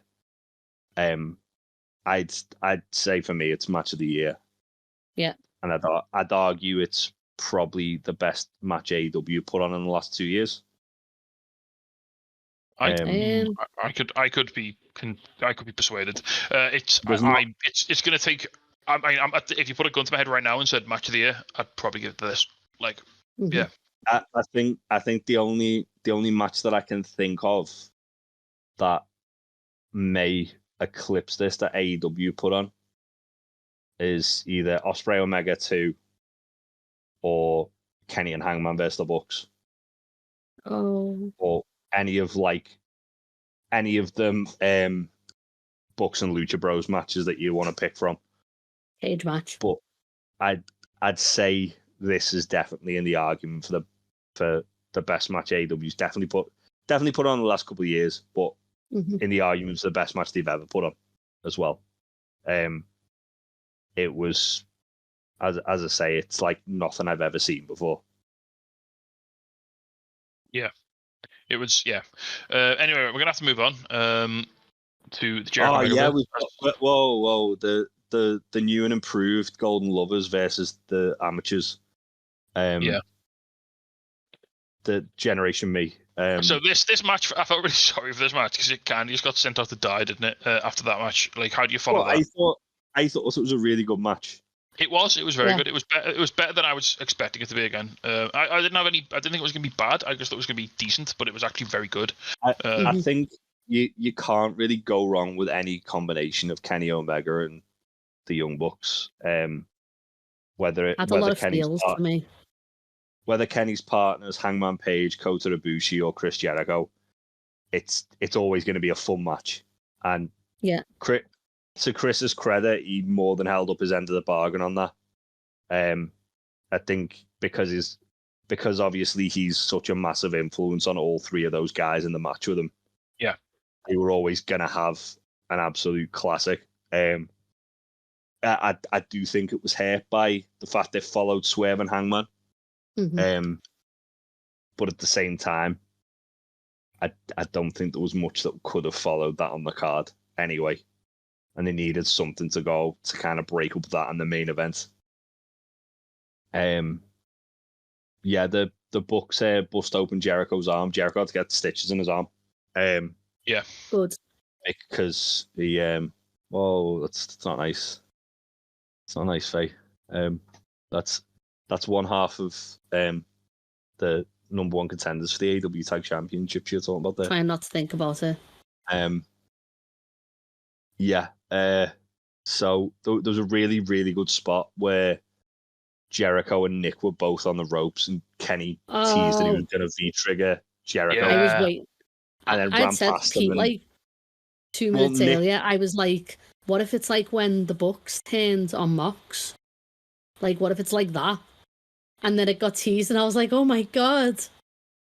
Well, Nick like kind of looked at him, and then when he saw Kenny did that, he kind of just slumped back onto the ropes. So then Kenny just surprised him with a V-trigger. Matt went for a one-winged angel as well, and Kenny kicked out. So by one-winged angel stakes, Matt Jackson's is better than Ospreay's, but still not better than Kenny's. But is it as good as Hangman's? Because he kicked out of Hangman's one as well. So I'd say Hangman's is better than Matt Jackson's because Kenny kicked out comfortably at 2 out of Matt's, whereas he almost didn't kick out of Hangman's. Okay. And he kicked out of Ospreay's at 1. So yeah, maybe if Chris Jericho hits one on Kenny, that'll put him away. We'll have to wait and see. Maybe if Kota does it. If Kota does it, I think it would be like a -3 because he'd break physics, and he's the only person to kick out of it. The only person. Yeah, there was a really good spot as well where the Bucks went for a Meltzer driver on Kenny. Jericho just like surprised motherfucking Nick with a code breaker. Yeah, that was really good. Yeah, Nick Jackson's took some fucking grotty bumps off Meltzer drivers this year. Yeah, I was thinking that one against House of Black, which was a fucking crime. Where Buddy's shown Kenny Omega how to stiff knee someone into fucking oblivion. One thing I did really like about this match as well, the ending. Obviously, there were a few little callbacks to one of my favorite matches of all time, which was Golden Lovers versus the Bucks from New Japan, and this match actually ended the same way with Matt getting. Excuse me, Tasty. This was the Golden Lovers versus the Young Bucks. Stop it. But this match ended very much the same way, with Matt Jackson taking the V-trigger off Kenny for the 1-2-3, which was a nice little throwback. Oh. Yeah. Matt got the one-winged angel, didn't he? He did get the one-winged angel. Yeah. After a ripcord V-trigger. Yes. Oh yeah, that was crime as well. That was great. Yeah. Yeah. What really made this match good, I thought, was that the Bucks were that focused on kind of showing Kenny that him and Jericho wouldn't work as a tag team, that they forgot Kenny's fucking better than them. Yeah. So they were hyper focused on it, essentially just taking Jericho out. That Kenny, like they had like 100% Kenny. Kenny came out this match largely unscathed. Because they kept refusing to fight Kenny, didn't they, until like the end? Yeah. Also, Aubrey got hit in the face with a shoe. She did. And then the Golden Lovers picked up the win. And are now the number one contenders to the AEW Tag Championships. I imagine that's going to be at World's End. We're going to get new tag champs, the Golden Lovers, and against Ricky and Big Bill, who you could also say are Golden Lovers because they're friends. And they were roommates. And then the Young Bucks and threw a tantrum, basically proved CM Punk right. They've quit BTA apparently. Yeah. Brandon Cutler said they're taking a break. Apparently, going to Fightful Select. This is due for them to essentially repackage, come back as heels with Brandon Cutler and another person that they didn't know who yet. Probably Hangman. Imagine. Oh my god. Yeah. Probably Punished Hangman. I can't think who else it'd be. Really? I mean, what if it's Kota? Ooh, that'd be good. Don't wish that. Don't do that. I was thinking he might join Don Callis family. No, Matt hates Don. Well, I mean what? But yeah, Don had problems with the Bucks, didn't he? Like back when Kenny was slating them all the way through commentary as well. Yeah, but the enemy of my enemy is my friend. Yeah, but Matt's thing was like this was all what happened. Jericho yeah, but they hate Don too. Because they're not welcome in the Jericho Megaverse featuring Kota Ibushi. So yeah. Anyway, interesting to see where that goes, and I'm sure we'll. I'm sure you'll hear me complain about it. I wouldn't be surprised if they were now like basically off TV until like closer to Revolution. Yeah, they could be away for a little while here, couldn't they? Which is intriguing. We'll see. I'm interested to see what happens to them. Also, their gear looked like their old color scheme before they got rid of all the tassels and stuff. Yeah, it was their LA Lakers gear, wasn't it? Yes. Yeah. Right. Almost like the Generation Me gear, Tasty. Yes, very much so. It genuinely was. Moving on to the main event, which apparently is one of the worst matches in the history of professional wrestling. Right. So I didn't think it was the worst match. I did think that it was very overbooked. Oh, it was, yeah, but come on. I think it was the worst match on the card. Yeah, I'd absolutely agree with you there, Faye. What I will say is, like, not just the overbooking of it, the fact that like they'd essentially written MJF off and he'd like valiantly come back and that's fine, but the fact that like it still very much felt like it was never in doubt that he was going to lose the belt to Jay. And you can put that down to obviously Jay was being an arrogant little shit, and obviously there was this reason and that reason that like Cole got the diamond ring and stuff like that. I just thought there was a little bit too many moving parts and it hurt what the match could have been. Yeah, can I just say, like, I felt like we got cheeses out of an actual Jay White versus MJF match. That's what I meant. Like there's that many moving parts that it kind of like MJF and Jay White, as soon as that promo happened, I was like, fuck me, that's like a dream match that I didn't know I needed. Yeah. And then as soon as we got to what we got, it was fine. It definitely felt like they struggled to click because it was very overbooked. And what it was I would more... have liked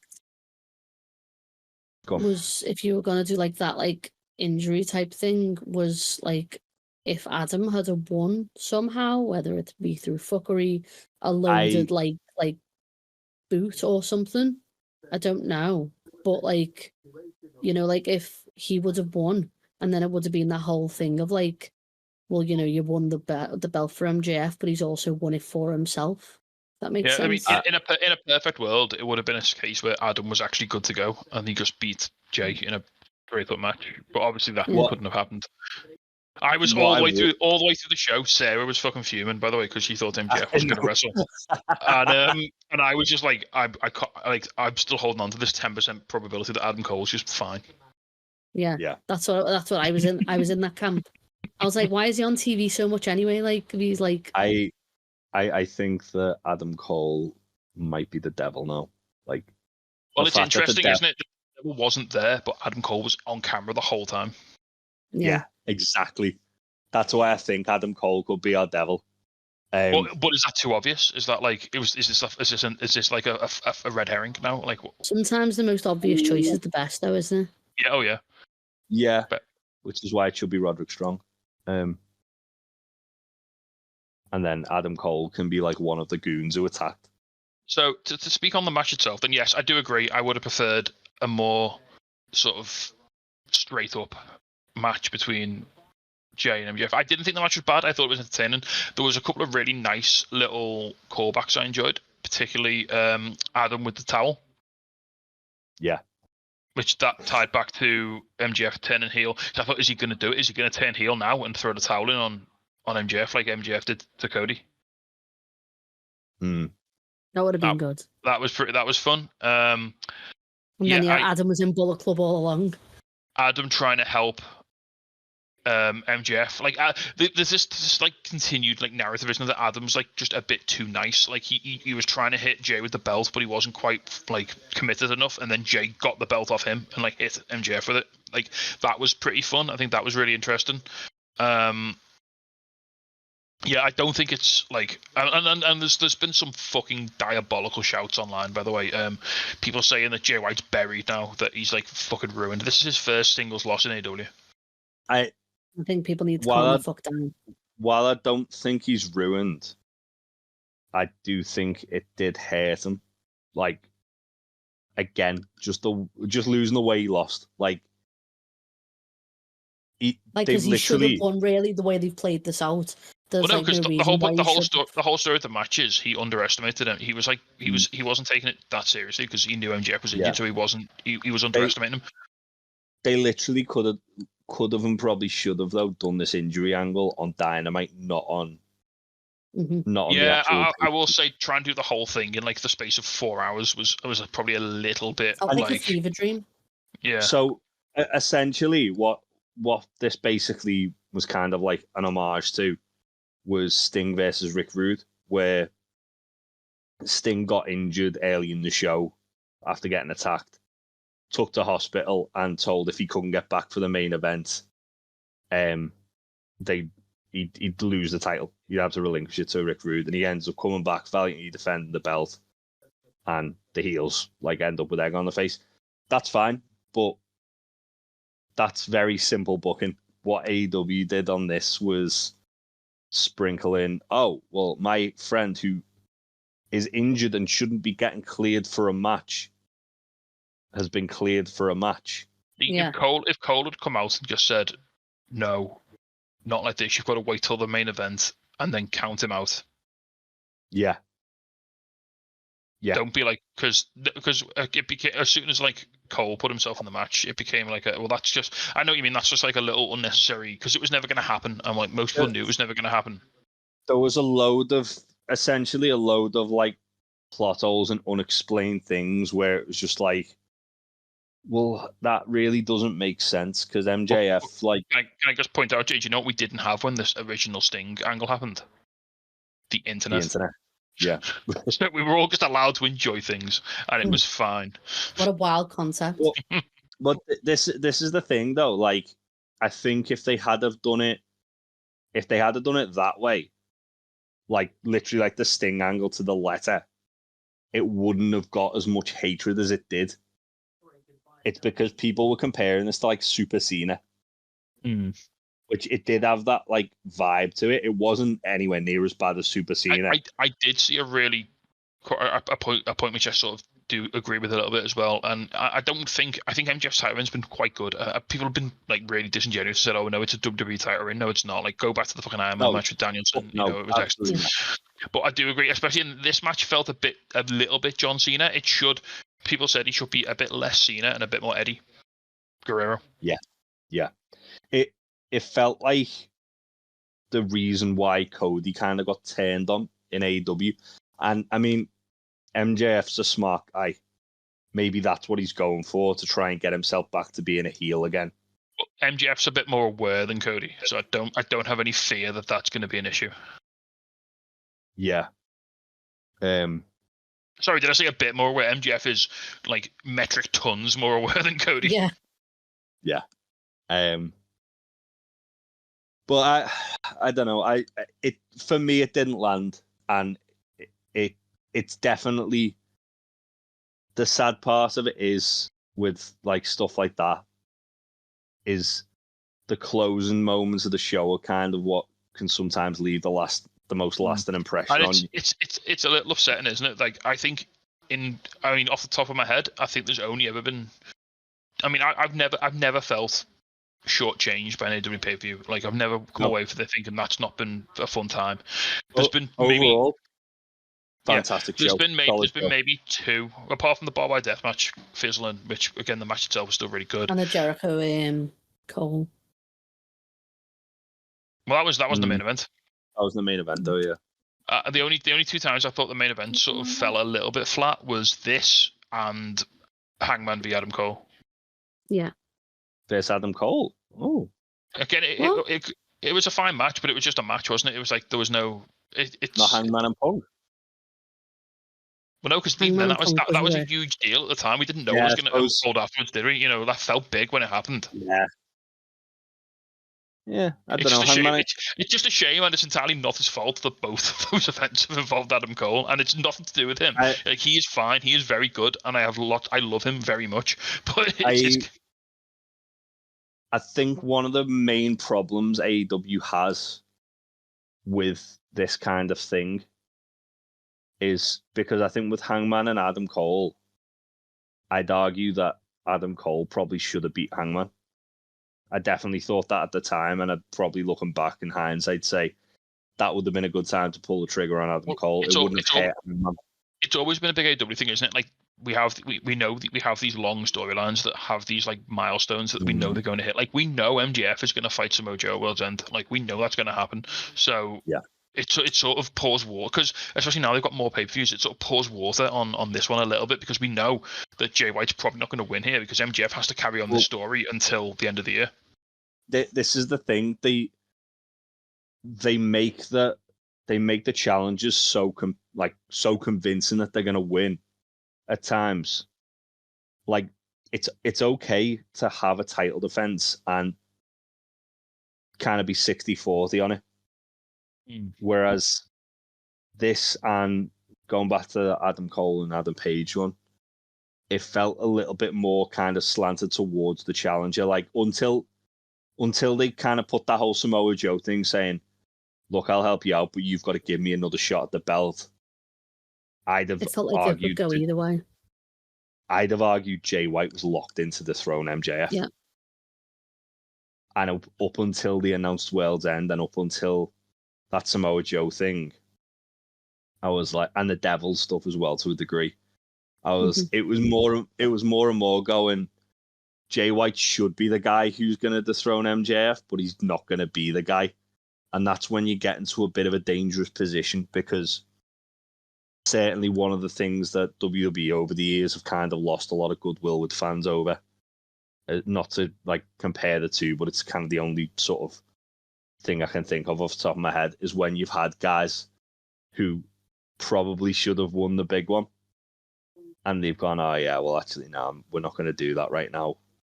And then by the time that person does get around to actually winning it, it doesn't feel as big. Mm-hmm. And I feel like for an Adam Cole and a Jay White, they're two guys who really they can recover from not winning the big one. I do feel like time. Adam Cole, like you said, I loved the. Go on. I would say, but simultaneously, Jay, I understand what you're saying, but in AEW, there's never been a title change that's felt like the wrong person when it's happened. Even Punk, we know it went to shit very quickly, but in that moment, it felt like the right time for Punk to win the title. Felt like the only time. But it's never. I know you say people have missed a window, maybe, but you can always heat people back up. I mean, look at Hangman now. Like, he was cold as shit a few months ago, and now he's red hot. Like, it's so easy to heat someone back up, and if someone misses their window, it's so easy to bring them back around. Especially when you've Jay White. Jay White will pop out on Collision next week, and he'll be absolutely fine. You know. Yeah. Jay White. I wouldn't be surprised if he is Orange Cassidy's next challenger for the International Championship. And he might lose that, but because he's a heel, and heels lose most of the time because they're bad guys, and that's what has to happen. I think for me it's at that point where they're getting dangerously close with MJF to him jumping the shark, though. But so much of it is tied into the end of the year, and that's the problem. They've literally pitched a brand new pay-per-view 2 days before the end of the year called World's End. Like, if that's not if that's not a fucking neon light saying this is where it's happening, then what's in MJF's hometown? Yeah. It was like Hangman with Full Gear, though, wasn't it? Like, we all knew he was going to be Kenny, but it didn't make it not great. Mm-hmm. Oh yeah, no, and that's not what I'm saying. What I'm saying is that I think that sometimes they get themselves into positions where it's like, right, we need to do something a little bit different, and it's commendable to trying something different. But it's like they panic and overbook it like this. And that's when you're gonna have people who are getting a bit of that's why there's so much like backlash and negativity towards it, because they've tried something different and they've not stuck the landing. And people on the internet are fucking idiots, and they're just like, oh well, this is shit. The wrestling, like someone said, the wrestling business is dying in 2023, which is ludicrous. Yeah, because every company's doing really well. Like, even indie companies are doing really well. Like, NWA nearly got a fucking TV deal. Like, come on, before they cocained it away. Yeah. But yeah, I do think it hurt the show overall, because as to go back to my original point, it's like the lasting thing. The way the show ends is the thing that people take away from that show 9 times out of 10. Thankfully, we had Hangman Page being a lunatic and drinking another man's blood, so that's kind of like overlooked all of this. But look at the Revolution with the barbed wire deathmatch on. Yeah. What the people remember about that show. I mean, that is literally the only thing I remember from that show. I would have to go and look up a Wikipedia article to remember what else happened on that show. I remember me and you watching that show live and genuinely saying this has been a really good show. Yeah, but now that's all I remember is that. All we remember is that, because it's like, well, that's the talking point, and that's the danger they get themselves in with doing shit like this. As you say, I think the saving grace here is people are never going to forget that deathmatch. Oh yeah, of course, but for the wrong reasons.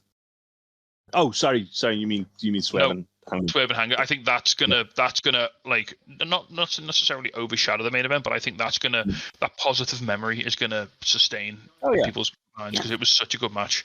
To which we need to wrap this up. So should we do a number, scores on the doors, and then we'll do a rest of the week, and then we'll go and all get some sleep because tired. It's been a long one, this one. Faye, what do you want to go out of 10? What's your number? An 8.5. Jay? Yeah, I'm the same, 8.5. Oh, actually, I was going to go 8, but now I can't. I'm the mark. I can't go low. I can't mark it a 9 because of how. I was literally between. I was between 8 and 8.5 because, all the kind of MJF and stuff building into the main event, it just got to a point where it made it feel less like a pay-per-view and more like a TV. Well, I put the last show. I put Wrestle Dream. That was the last one, wasn't it? Or was it All Out? it was WrestleDream. I put that at a 9. I think I give that a 7. And this wasn't better than that. But then there was stuff that I didn't really enjoy on WrestleDream. Yeah. But then I'll go 8.5. I'll say the official Untitled Wrestling podcast score is 8.5. There we go. Yeah.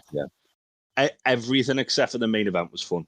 Like, yeah, even stuff that I didn't expect to enjoy, like Eddie Kingston and Jay Lethal, for example. I enjoyed that match. I thought that was a fun match. So, any time that the lethal injection gets reversed into a half and half suplex onto his head, yeah. be like that. Right then, before we wrap this up, Wrestler of the Week, who we got? Hangman Jay. Swerve, baby. You know what? I'm also going to go with Swerve. I normally pick someone else just to make it interesting, but not only for we didn't really talk about it. Not only for the match, Hangman's obviously excellent as well, but Swerve cut that deranged promo as well after the match. It was so good. Mm-hmm.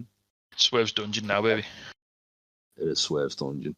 He did also tease that the third chapter will be in Wembley, which, yeah, if it is, that's going to be so okay. If it is, make it for the world title, put it in a cage. We're going to have to give Nat like an exorcism if that's the case. Yeah.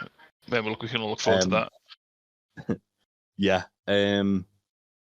Little shout out as well to everyone in that tag match, the ladder match, because they worked their asses off. They bumped their dicks off for our entertainment, and we appreciate it. And also, all of them except for Ricky and Big Bill, had matches on Collision. Yeah. Yeah. Roosh crimed the living shit out of Dax Howard. It was beautiful. Right then, that'll do it. All in. All in. Fucking hell. Back next year. Yeah, we are. Full Gear 2023 in the books. Good show. Weird ending. We all enjoyed it. Yeah. Fantastic. We'll see you next week. Hopefully talk about more wrestling. There's always more wrestling. Yeah. Take care, everyone. And yeah, goodbye. Bye. Bye.